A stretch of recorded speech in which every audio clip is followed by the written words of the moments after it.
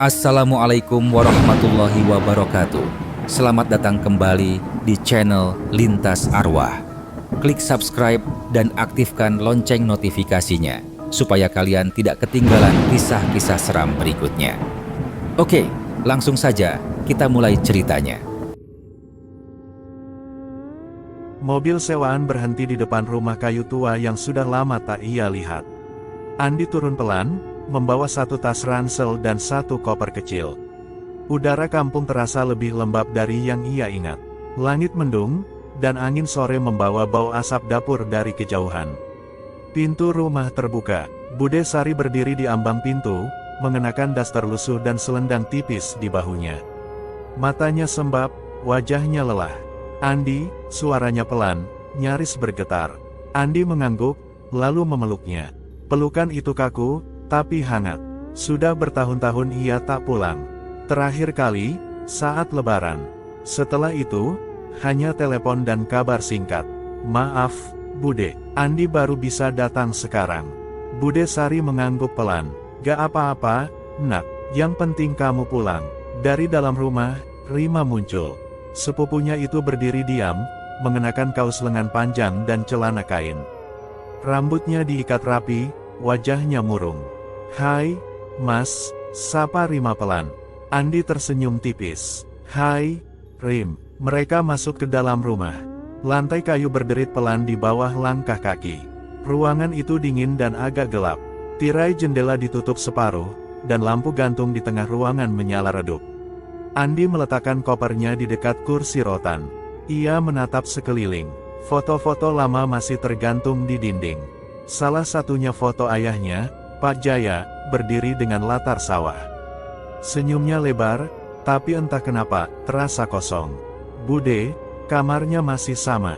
Tanya Andi. Iya, masih. Kamar bapakmu. Kamu istirahat aja dulu. Pasti capek. Andi mengangguk. Tapi sebelum ia melangkah, Bude Sari menoleh dan berkata, oh ya, Andi. Kalau di rumah ini, jangan bersiul, ya. Jangan potong kuku malam-malam. Jangan banting pintu juga. Andi mengernyit. Kenapa, Bude? Itu pamali? Jawab Bude Sari, menatapnya serius. Kalau dilanggar, bisa celaka. Andi tersenyum kecil. Iya, Bude, maaf. Andi kadang lupa. Bude tidak menjawab. Ia hanya berjalan ke dapur, meninggalkan Andi dan Rima di ruang tamu. Rima duduk di kursi rotan, menatap lantai. Bude makin sering ngomong soal pamali sejak bapakmu meninggal, katanya pelan. Andi duduk di sebelahnya. Bapak meninggalnya kenapa, Rim? Rima menggeleng. Katanya serangan jantung. Tapi, gak ada yang lihat langsung. Waktu ditemukan, Bude bilang bapakmu lagi duduk di kamar. Diam aja, gak ada suara. Andi menatap ke arah lorong yang menuju kamar ayahnya. Pintu kamar itu tertutup rapat. Ia merasa ada sesuatu yang menunggu di balik pintu itu. Bukan orang, bukan suara, tapi sesuatu. Malamnya, Andi masuk ke kamar ayahnya. Lampu kamar menyala redup, bau kayu tua dan debu menyambutnya. Ia membuka jendela sedikit, tapi udara malam justru terasa lebih berat. Ia duduk di ranjang, menatap meja kecil di pojok ruangan. Di atasnya, ada jam weker tua yang sudah mati, dan bingkai foto kecil yang menghadap ke dinding. Andi mulai membuka laci-laci meja, mencari sesuatu untuk dibaca. Tapi yang ia temukan hanya kertas-kertas kosong dan pulpen kering. Ia berjongkok, mengintip ke bawah ranjang. Di sana, ada sebuah kotak kayu kecil, tertutup debu. Ia menarik kotak itu keluar. Warnanya gelap, dengan ukiran samar di bagian tutup. Tidak ada kunci. Engselnya sudah longgar. Ia membukanya pelan. Di dalamnya, ada sebuah buku bersampul kulit. Tidak ada judul, hanya simbol aneh di tengah sampul, lingkaran dengan garis menyilang. Andi menyentuh buku itu. Telapak tangannya terasa hangat. Ia menarik tangannya sejenak, lalu menyentuhnya lagi. Kali ini, tidak terasa apa-apa. Ia membuka halaman pertama. Ada daftar nama, ditulis dengan huruf tangan yang rapi. Nama ayahnya ada di sana, Pak Jaya. Di sampingnya, ada tanda silang merah. Di bawahnya, ada nama-nama lain, semuanya dicoret. Lalu, ada namanya sendiri. Andi Saputra, tanpa coretan, tanpa penjelasan. Andi menatap halaman. Itu lama. Jantungnya mulai berdebar. Ia menoleh ke arah pintu, lalu ke jendela. Tidak ada siapa-siapa. Tiba-tiba, suara bisikan terdengar. Pelan, seperti dari sudut kamar. Dia kembali, tumbal berikutnya. Andi berdiri cepat, menatap ke arah suara. Tidak ada apa-apa, hanya lemari tua dan tirai yang bergoyang sedikit. Ia menutup buku itu, memasukkannya kembali ke dalam kotak, dan menyimpannya di bawah tempat tidur. Tapi saat ia duduk di ranjang, ia melihat pergelangan tangannya. Ada bekas merah samar, seperti digores, tapi tidak sakit. Bentuknya mirip dengan simbol di buku tadi. Andi mengusapnya pelan. Bekas itu tidak hilang. Ia menatap ke arah pintu kamar lagi. Kali ini, ia merasa tidak sendirian. Andi berdiri di depan pintu kamar ayahnya. Pintu kayu itu masih sama seperti dulu, catnya mulai mengelupas, gagangnya dingin saat disentuh. Ia membuka pelan, dan aroma debu lama langsung menyambut. Lampu gantung menyala redup, menggantung rendah di tengah ruangan. Kamar itu terasa lebih sempit dari yang ia ingat. Tirai jendela tertutup rapat, dan udara di dalamnya berat. Seolah ruangan itu menyimpan sesuatu yang tidak ingin dilepaskan. Ia melangkah masuk, menatap sekeliling. Di sudut ruangan, ada lemari kayu tua.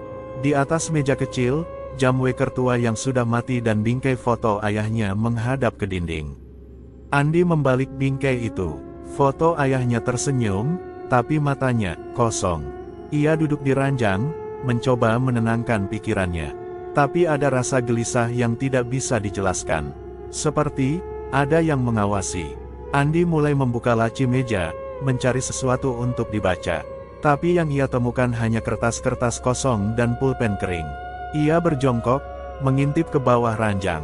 Di sana, ada sebuah kotak kayu kecil, tertutup debu. Ia menarik kotak itu keluar. Warnanya gelap, dengan ukiran samar di bagian tutup. Tidak ada kunci. Engselnya sudah longgar. Ia membukanya pelan. Di dalamnya, ada sebuah buku bersampul kulit. Tidak ada judul, hanya simbol aneh di tengah sampul, lingkaran dengan garis menyilang. Andi menyentuh buku itu. Telapak tangannya terasa hangat. Ia menarik tangannya sejenak, lalu menyentuhnya lagi. Kali ini, tidak terasa apa-apa. Ia membuka halaman pertama. Ada daftar nama, ditulis dengan huruf tangan yang rapi. Nama ayahnya ada di sana, Pak Jaya. Di sampingnya, ada tanda silang merah. Di bawahnya, ada nama-nama lain, semuanya dicoret. Lalu, ada namanya sendiri. Andi Saputra, tanpa coretan, tanpa penjelasan. Andi menatap halaman itu lama. Jantungnya mulai berdebar. Ia menoleh ke arah pintu, lalu ke jendela. Tidak ada siapa-siapa. Tiba-tiba, suara bisikan terdengar. Pelan, seperti dari sudut kamar. Dia kembali, tumbal berikutnya. Andi berdiri cepat, menatap ke arah suara. Tidak ada apa-apa, hanya lemari tua dan tirai yang bergoyang sedikit. Ia menutup buku itu, memasukkannya kembali ke dalam kotak, dan menyimpannya di bawah tempat tidur. Tapi saat ia duduk di ranjang, ia melihat pergelangan tangannya. Ada bekas merah samar, seperti digores, tapi tidak sakit. Bentuknya mirip dengan simbol di buku tadi. Andi mengusapnya pelan. Bekas itu tidak hilang. Ia menatap ke arah pintu kamar lagi. Kali ini, ia merasa tidak sendirian. Pagi harinya, Andi bangun lebih awal. Cahaya matahari masuk lewat celah tirai, tapi tidak membuat kamar terasa hangat. Ia duduk di ranjang, menatap pergelangan tangannya. Tanda merah itu masih ada. Samar, tapi jelas. Ia keluar kamar, berjalan ke dapur. Rima sedang membuat teh, wajahnya masih terlihat lelah. Mas udah bangun? Tanyanya pelan. Andi mengangguk. Iya, gak bisa tidur. Rima menyodorkan gelas teh. Semalam mimpi. Andi ragu sejenak. Kayak ada suara, tapi gak jelas. Rima menunduk. Aku juga mimpi, tapi aku gak ingat detailnya. Mereka duduk di ruang tamu, minum teh dalam diam. Di luar, suara ayam mulai terdengar. Tapi di dalam rumah, suasana tetap sunyi. Andi menatap Rima. Rim, aku nemu sesuatu di kamar Bapak.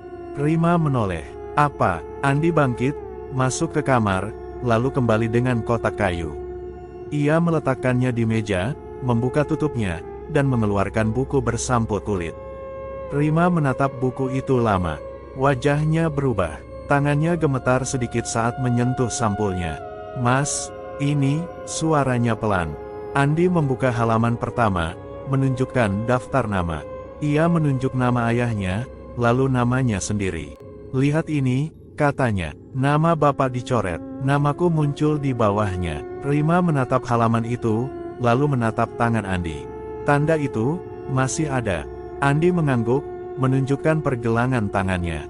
Rima mundur sedikit. "Mas, kita gak boleh buka ini. Ini bukan buat kita." Andi mengernyit. "Kenapa?" Rima menunduk. "Dulu, waktu kecil, aku pernah lihat Bude simpan buku ini. Tapi dia bilang, kalau ada yang buka, bisa kena kutukan." Andi tertawa kecil, tapi tidak lepas. "Kutukan, Rim? Ini cuma buku tua." Rima menatapnya tajam. "Tapi kenapa ada tanda di tangan Mas?" Andi terdiam. Ia tidak punya jawaban. Setelah beberapa saat, Rima berdiri. "Kita harus bicara sama Pak Kades. Beliau pasti tahu soal ini." Andi mengangguk pelan. "Oke, kita ke sana nanti sore." Sore harinya, mereka berjalan ke rumah Pak Kades. Rumah itu lebih besar dari rumah lain di desa, dengan pagar besi dan taman kecil di depan. Tapi suasananya tidak ramah. Seperti ada yang menahan langkah mereka. Pak Kades menyambut dengan senyum lebar. Wajahnya tenang, tapi matanya dingin. "Wah, Andi, lama gak pulang," katanya. "Ada apa?" Andi menunjukkan buku itu. "Pak, saya nemu ini di kamar Bapak." Pak Kades menatap buku itu lama. Ia tidak menyentuhnya, hanya memandangi simbol di sampul. "Buku itu, warisan lama," katanya pelan. "Dulu, leluhur kita simpan itu sebagai pengingat." "Pengingat apa?" tanya Rima. Pak Kades tersenyum. "Mitos, Nak. Cuma cerita lama. Jangan terlalu dipikirkan." Andi menggeleng. "Tapi nama bapak saya ada di sini. Dicoret, dan nama saya muncul. Lalu ada tanda di tangan saya." Pak Kades menatap Andi lama. "Kebetulan saja. Jangan takut. Kadang, hal-hal seperti ini cuma mainan pikiran." Rima menatap Pak Kades curiga. "Pak, Bude Sari tahu soal ini." Pak Kades tersenyum lagi, tapi kali ini tidak menjawab. Ia berdiri, berjalan ke rak buku, lalu kembali dengan sebuah kotak kecil. Ia membuka kotak itu, lalu menutupnya cepat. Tapi Rima sempat melihat isi kotak itu, sebuah kalung emas dengan liontin berbentuk lingkaran, mirip simbol di buku. Andi tidak melihatnya. Ia sibuk menatap halaman terakhir buku, yang kosong. "Kalau begitu, kami pamit dulu, Pak," kata Rima. Pak Kades mengangguk. "Hati-hati." Ya, saat mereka berjalan pulang, Rima menatap Andi. "Mas, aku lihat Pak Kades simpan kalung.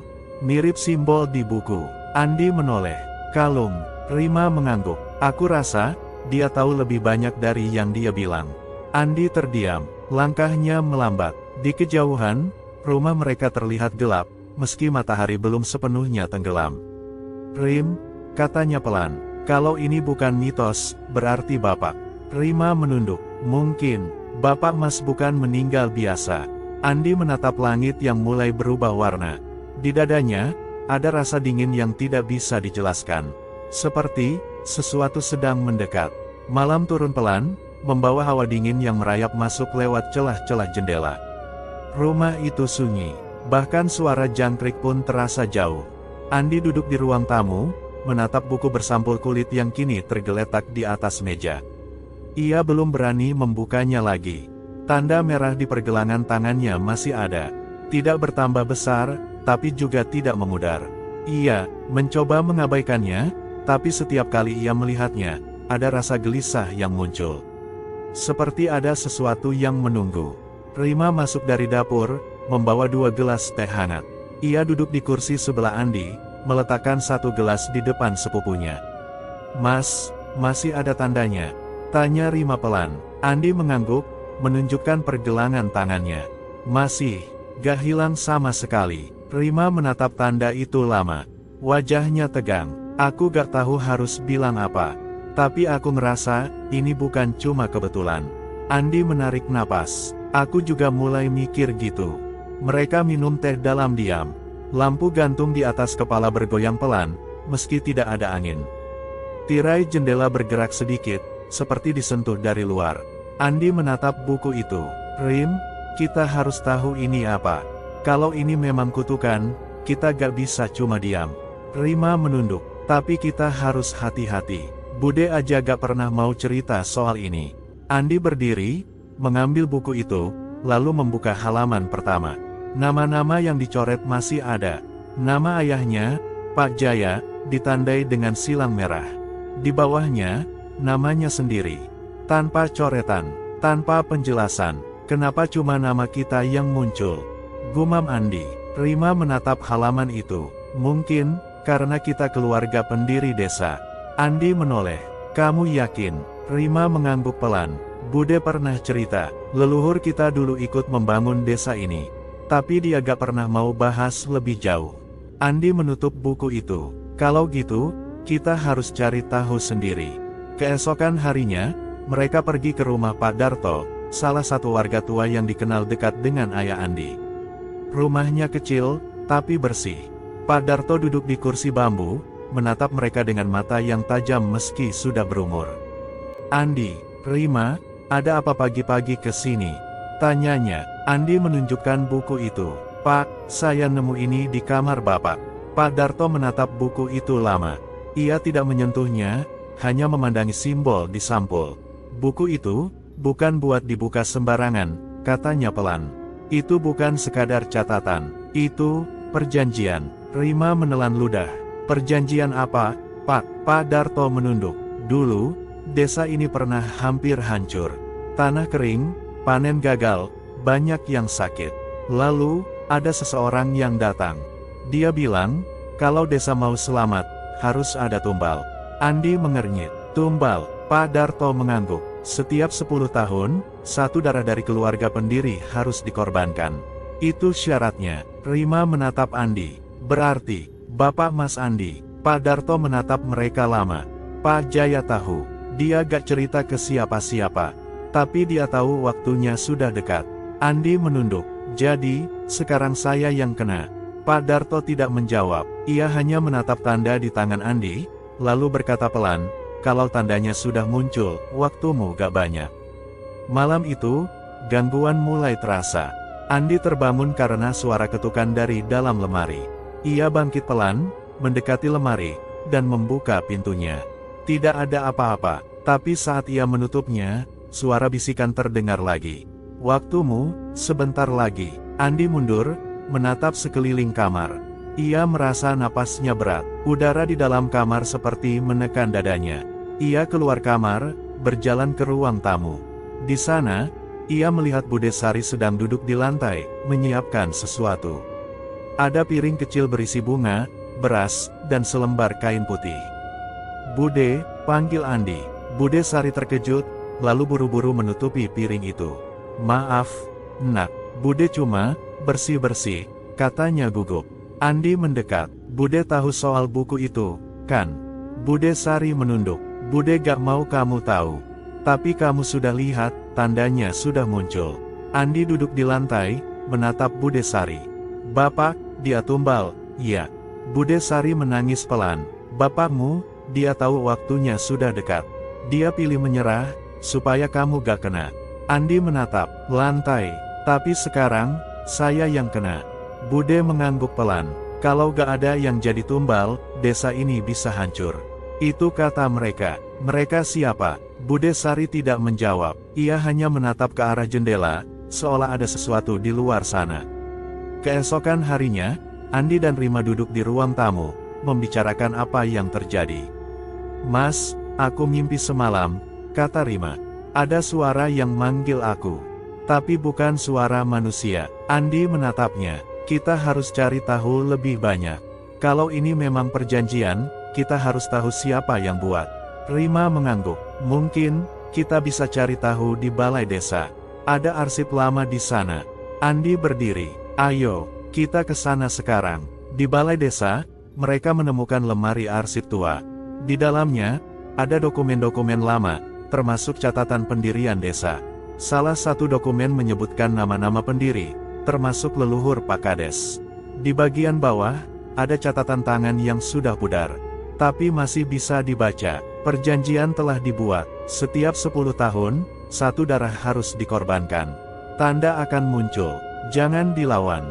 Jangan ditolak. Andi menatap tulisan itu lama. Rima berdiri di sampingnya, wajahnya pucat. Mas, ini bukan mitos, katanya pelan. Andi mengangguk. Kita harus cari tahu soal pusaka itu. Kalung yang dipakai Pak Kades. Rima menatap Andi. Kalau itu memang kunci, kita harus ambil. Andi menatap keluar jendela. Langit mulai mendung.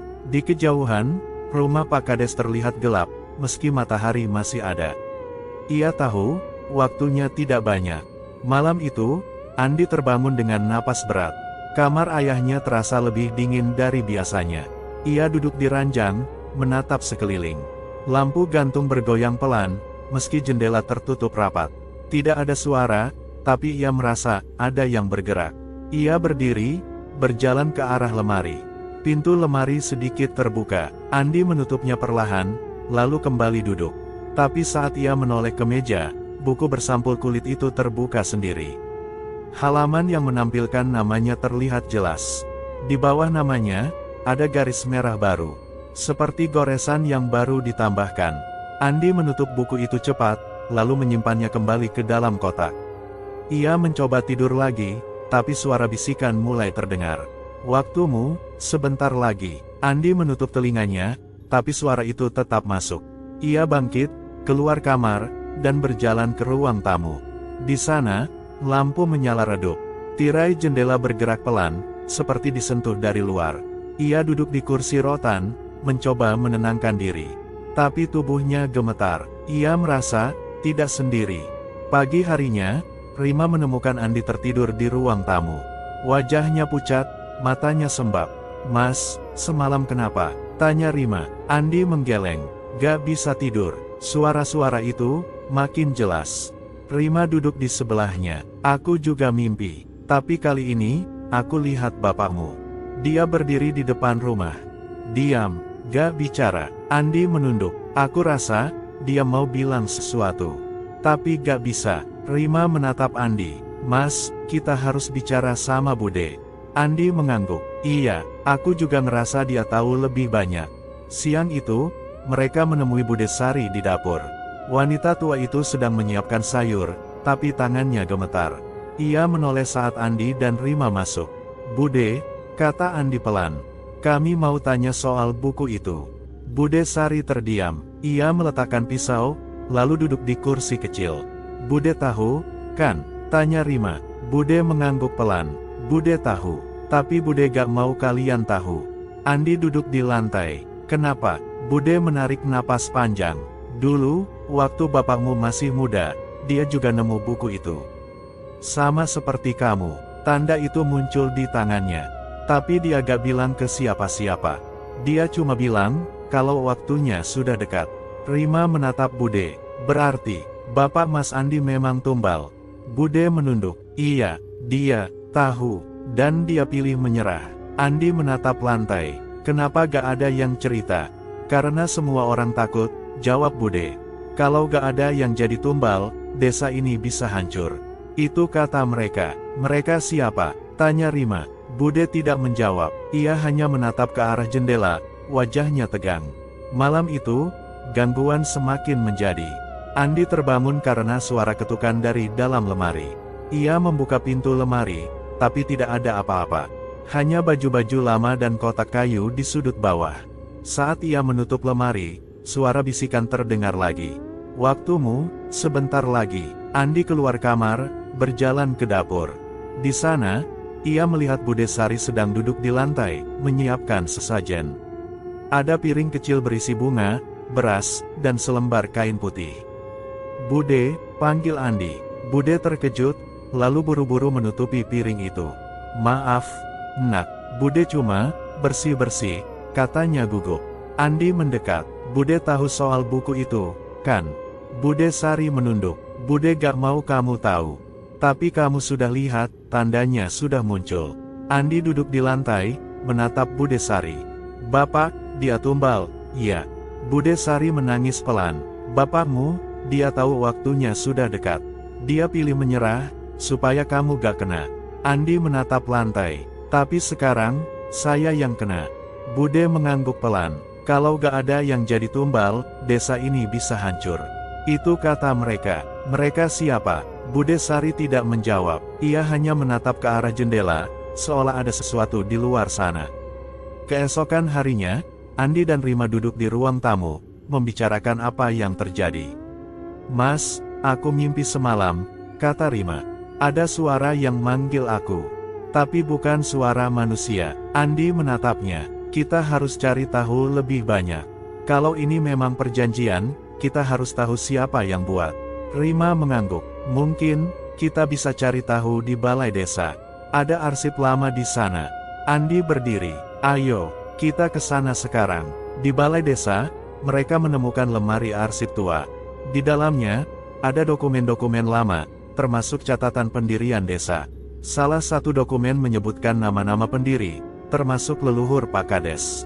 Di bagian bawah, ada catatan tangan yang sudah pudar.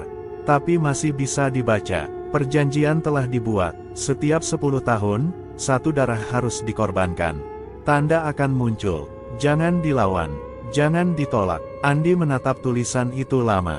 Rima berdiri di sampingnya, wajahnya pucat.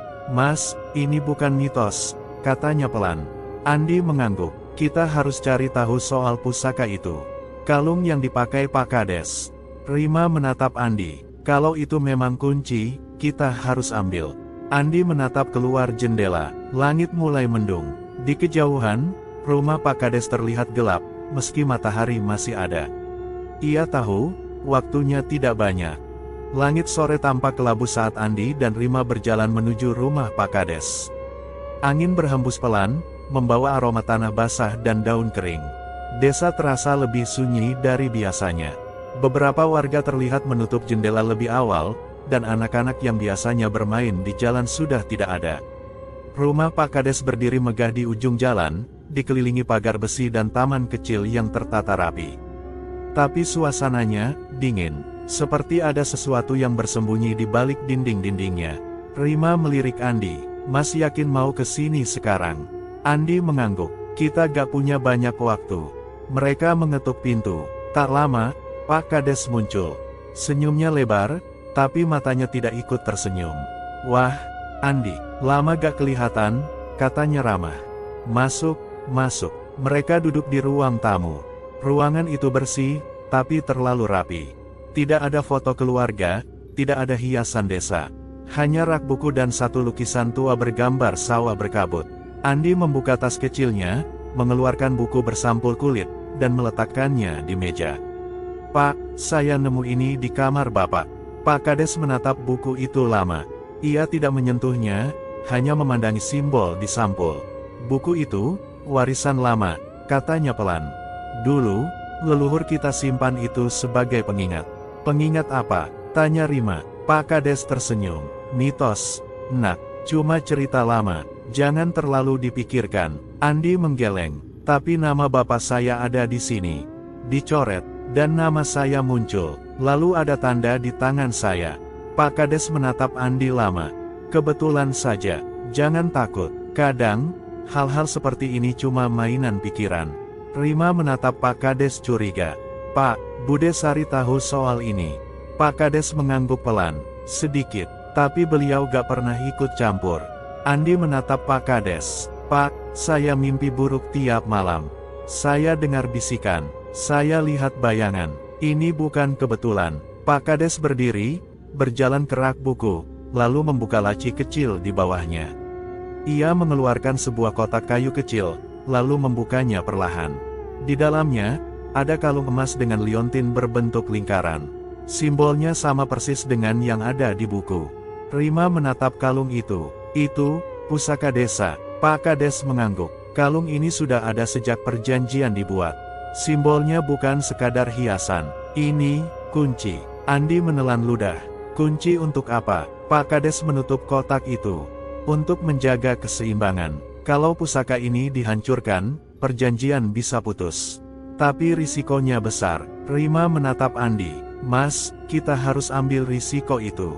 Pak Kades menatap mereka lama. Kalau kalian yakin, datanglah ke gua keramat malam ini. Tapi hati-hati, mereka sudah tahu niat kalian. Andi dan Rima saling pandang. Tidak ada kata-kata, tapi mereka tahu, malam ini akan jadi penentu. Malam itu, suasana desa berubah. Angin berhenti, lampu-lampu rumah menyala redup, tapi jendela-jendela tertutup rapat. Tidak ada suara, tidak ada gerakan, seolah desa itu menahan napas. Andi duduk di kamar, menatap jam dinding. Jarumnya bergerak pelan, tapi terasa lambat. Di luar, suara jangkrik pun menghilang. Rima masuk, membawa tas kecil. "Mas, kita siap." Andi mengangguk. Ia mengambil buku dan senter, lalu mereka keluar rumah. Di jalan desa, tidak ada orang. Semua rumah gelap, bahkan anjing-anjing yang biasanya menggonggong, diam. Mereka berjalan ke arah Gua Keramat, melewati pohon-pohon besar dan jalan setapak yang jarang dilalui. Udara makin dingin, tanah di bawah kaki terasa lembab, meski tidak hujan. Di depan gua, Pak Kades sudah menunggu. Ia membawa obor kecil, wajahnya serius. "Kalian yakin?" tanyanya. Andi mengangguk. "Kami gak mau terus hidup dalam ketakutan."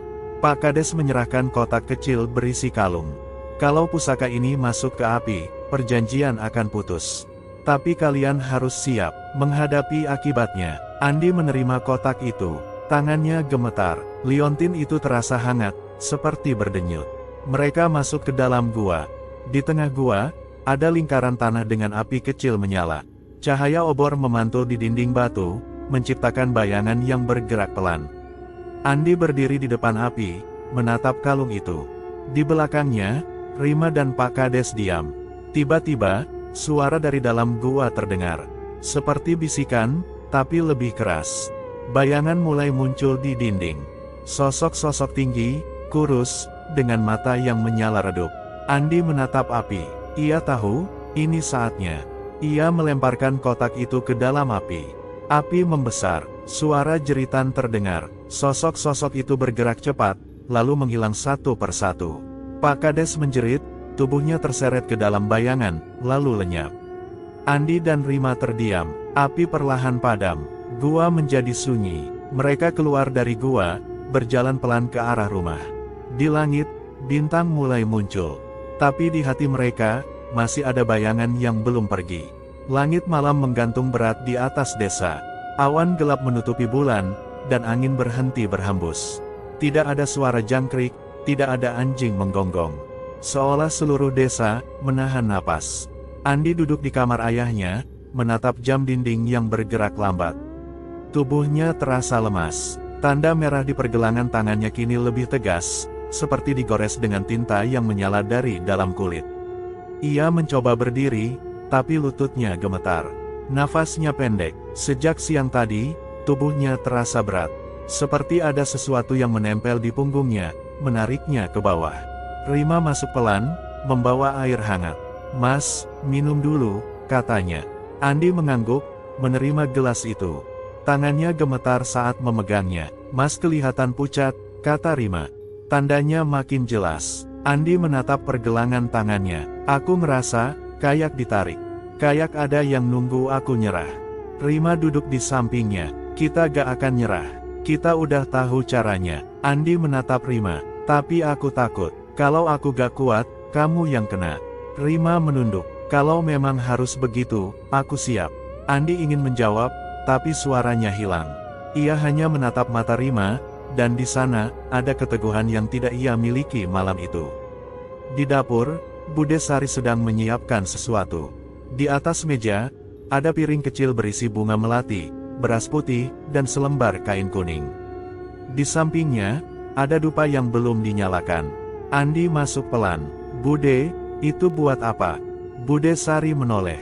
Wajahnya tegang, matanya merah. "Bude cuma jaga-jaga," katanya pelan. Andi mendekat. "Bude tahu, kan, malam ini kami mau ke gua." Bude mengangguk. "Bude tahu, tapi Bude takut." Andi duduk di kursi kecil. "Takut kenapa?" Bude menatap meja. "Takut kehilangan kamu, nak." Andi terdiam. Di dadanya, rasa bersalah mulai tumbuh. Ia tahu, Bude Sari sudah kehilangan suami, lalu kakaknya, dan sekarang, ia sendiri yang terancam. "Bude, kalau kita gak lawan ini, kutukannya gak akan berhenti. Bude mengangguk pelan.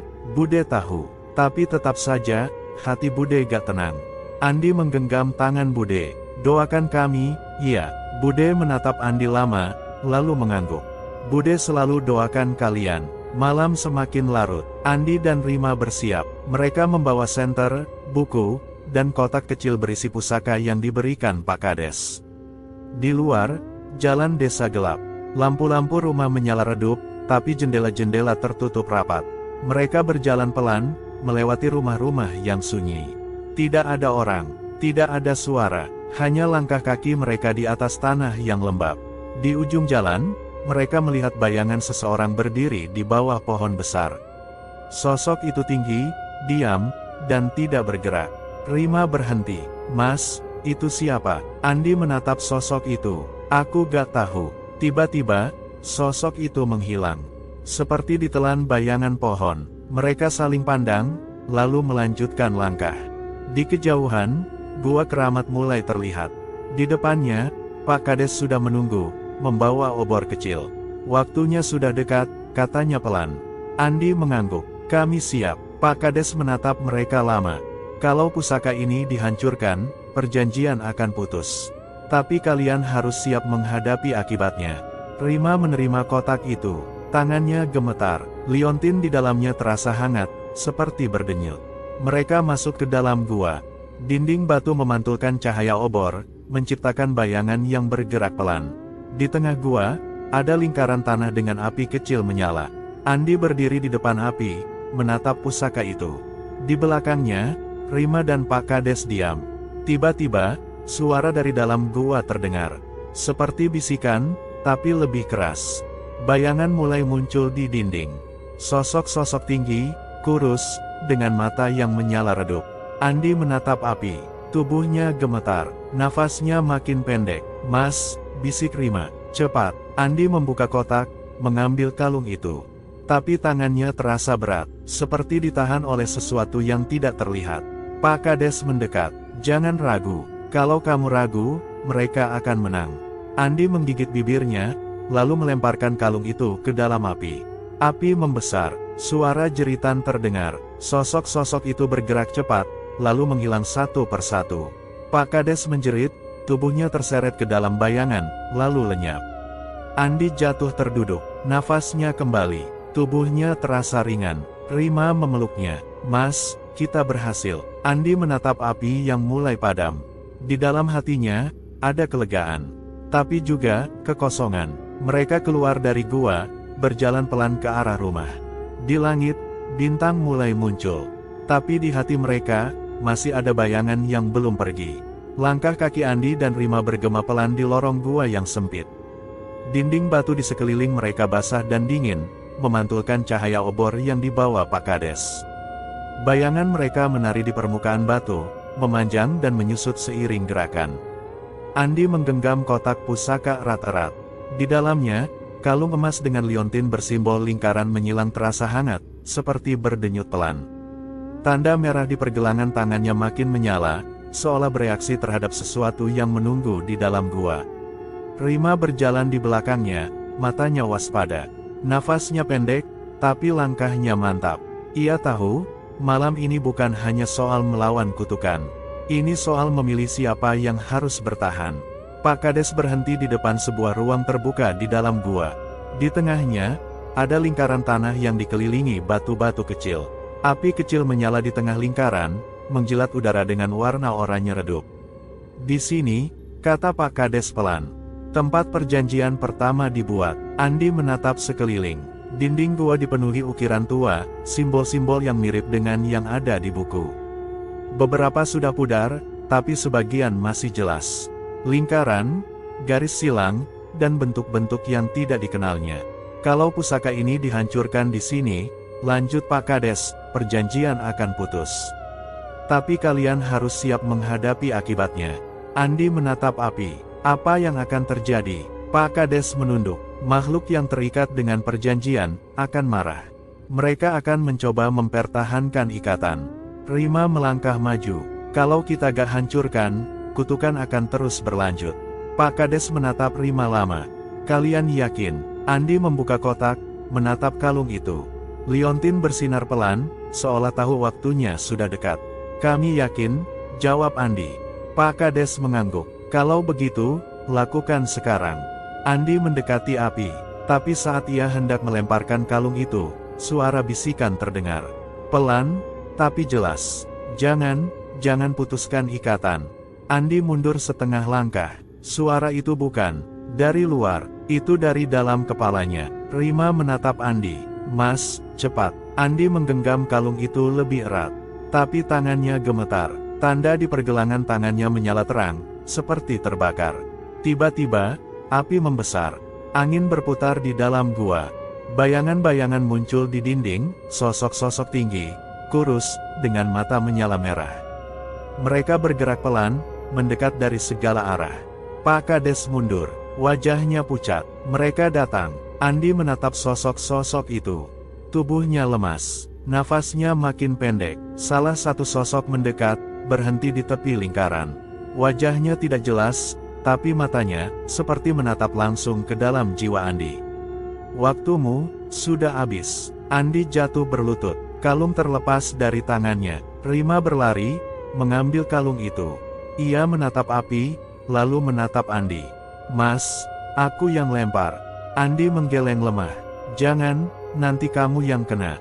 Rima menatapnya tajam. Kalau kita gak hancurkan sekarang, gak akan ada yang selamat. Ia melemparkan kalung itu ke dalam api. Api menyala besar, suara jeritan menggema di seluruh gua. Sosok-sosok itu berteriak, tubuh mereka bergetar, lalu satu persatu lenyap. Seperti asap yang tertiup angin. Pak Kades menjerit, tubuhnya terseret ke dalam bayangan, lalu menghilang. Tidak ada darah, tidak ada suara, hanya keheningan. Andi terdiam, nafasnya kembali, tanda di tangannya perlahan memudar. Rima duduk di sampingnya, wajahnya pucat, tapi matanya tenang. Kita berhasil, katanya pelan. Andi menatap api yang mulai padam. Di dalam hatinya, ada kelegaan, tapi juga kekosongan. Mereka keluar dari gua, berjalan pelan ke arah rumah. Langit mulai cerah, bintang-bintang muncul satu persatu. Udara terasa lebih ringan, tapi desa tetap sunyi. Di jalan, mereka melihat beberapa warga mengintip dari balik jendela. Tidak ada yang bicara, tidak ada yang menyapa, seolah semua orang tahu, sesuatu telah berubah. Andi dan Rima masuk ke rumah. Bude Sari duduk di ruang tamu, menatap mereka dengan mata berkaca-kaca. Kalian selamat, katanya pelan. Andi memeluk Bude, kutukannya sudah putus. Bude mengangguk, tapi bayangannya, mungkin masih ada. Rima duduk di kursi rotan, menatap lantai. Pak Kades, dia lenyap. Bude menunduk, dia tahu risikonya, tapi dia tetap jaga pusaka itu. Andi menatap jendela. Di luar, angin mulai berhembus lagi. Suara jangkrik kembali terdengar, tapi di dalam dirinya, ada ruang kosong yang belum terisi. Beberapa hari berlalu, desa mulai kembali seperti biasa. Warga keluar rumah, anak-anak bermain, dan suara ayam kembali terdengar. Tapi tidak ada yang bicara soal malam itu. Tidak ada yang menyebut nama Pak Kades. Andi duduk di teras rumah, menatap langit pagi.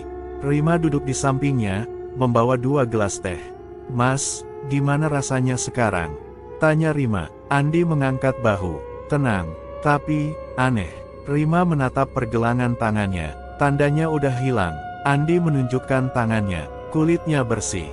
Tidak ada bekas. Rima tersenyum. Berarti, kutukannya benar-benar putus. Andi menatap Rima. Tapi aku masih mimpi. Kadang aku lihat Bapak. Kadang aku dengar suara bisikan. Rima menunduk. Mungkin, itu cuma sisa trauma. Andi mengangguk. Mungkin. Mereka minum teh dalam diam.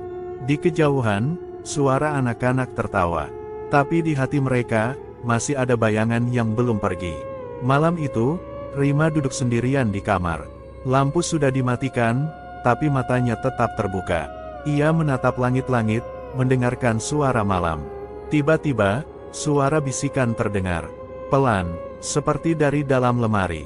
Dia sudah pergi, sekarang giliranmu. Rima duduk pelan, menatap ke arah lemari. Tidak ada gerakan, tidak ada suara lagi. Ia menggulung lengan bajunya, Di pergelangan tangan kirinya, muncul tanda merah. Samar, Rima menatapnya lama, tidak bicara, tapi di matanya, ada senyum tipis. Pagi itu, langit desa tampak lebih cerah dari biasanya. Matahari muncul perlahan di balik bukit, menyinari atap-atap rumah yang basah oleh embun. Suara ayam berkokok terdengar dari kejauhan, dan angin membawa aroma tanah yang segar. Andi duduk di teras rumah, mengenakan jaket tipis dan memegang secangkir kopi. Di sampingnya, Rima duduk diam, menatap jalanan yang masih sepi. Mereka belum banyak bicara sejak malam di gua, seolah kata-kata belum cukup untuk menjelaskan apa yang mereka alami. "Mas," kata Rima pelan, "rasanya aneh, ya. Desa ini kelihatan tenang, tapi di dalam kepala aku, masih berisik." Andi mengangguk. "Aku juga. Kadang aku masih dengar suara itu. Pelan, seperti bisikan yang belum selesai." Rima menatap Andi. Tandanya udah hilang. Andi menggulung lengan bajunya, memperlihatkan pergelangan tangan yang kini bersih. "Udah. Sejak malam itu." Rima tersenyum tipis. "Berarti, kita bebas." Andi tidak langsung menjawab. Ia menatap langit, lalu berkata, "Bebas mungkin. Tapi gak sepenuhnya lepas." Beberapa hari berlalu. Desa kembali hidup, warga mulai keluar rumah, membersihkan halaman, dan menanam kembali di ladang. Tapi ada yang berbeda, mereka lebih pendiam, lebih hati-hati. Tidak ada yang menyebut nama Pak Kades. Tidak ada yang bertanya kemana ia pergi.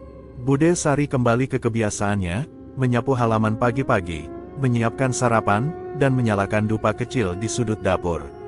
Tapi sorot matanya tidak lagi sama. Ada sesuatu yang hilang, atau mungkin, sesuatu yang ia sembunyikan. Andi membantu memperbaiki pagar rumah. Rima mulai menulis kembali di buku catatannya. Mereka mencoba menjalani hari seperti biasa. Tapi malam tetap datang dengan sunyi yang berbeda. Suatu malam, Andi terbangun karena suara langkah kaki di luar kamar. Ia bangkit pelan, membuka pintu, dan melihat lorong rumah yang kosong. Lampu di ruang tamu menyala redup. Tirai jendela bergoyang pelan, meski tidak ada angin. Ia berjalan ke dapur, mencari air minum. Di sana, ia melihat Rima duduk sendirian, menatap meja. "Rim," panggil Andi. Rima menoleh. Wajahnya pucat, matanya sembab. "Aku mimpi lagi," katanya pelan. Tapi kali ini, bukan suara. Aku lihat sosok, tinggi, diam, berdiri di ujung ranjang. Andi duduk di sampingnya, sama seperti yang aku lihat dulu. Rima menunduk. "Aku pikir semuanya udah selesai. Tapi rasanya, belum." Andi menggenggam tangan Rima. "Kita udah lawan mereka. Kita udah hancurkan pusakanya." Rima mengangguk. "Tapi mungkin, yang kita lawan cuma permukaan." Pagi berikutnya, Rima duduk sendirian di kamar. Ia membuka buku catatannya, menulis beberapa baris, lalu berhenti. Tangannya gemetar. Ia menatap pergelangan tangannya. Ada bekas samar, merah, tipis, tapi jelas. Ia menyentuhnya pelan. Tidak sakit, tapi hangat, seperti berdenyut. Rima menutup buku catatannya. Ia berdiri, berjalan ke jendela, dan membuka tirai. Cahaya matahari masuk, menyinari wajahnya. Di luar, Andi sedang menyapu halaman. Ia menoleh ke arah jendela, lalu tersenyum kecil. Rima membalas senyumnya, tapi matanya menyimpan sesuatu. Ia menggulung lengan bajunya, menutupi tanda itu. Lalu duduk kembali, membuka halaman baru di buku catatannya. Di atas kertas kosong itu, ia menulis satu kalimat. "Kalau kutukan ini berpindah, aku tidak akan lari." Ia menatap tulisan itu lama, lalu tersenyum tipis. Dan itulah kisah horor malam ini. Percaya atau tidak, semua kembali pada diri kita masing-masing. Sampai jumpa di cerita horor berikutnya. Wassalamualaikum warahmatullahi wabarakatuh.